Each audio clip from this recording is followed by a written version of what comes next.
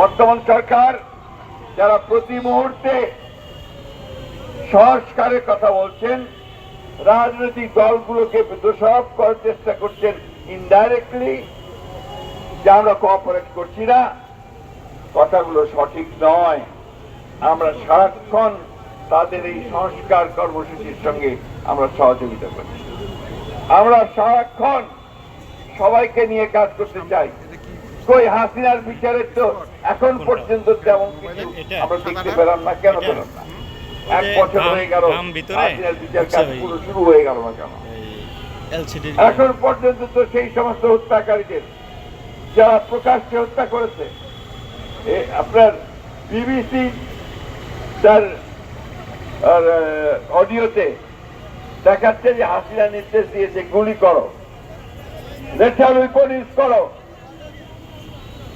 এইগুলোর কেন এখন পর্যন্ত সেটা আসেনি? প্লিজ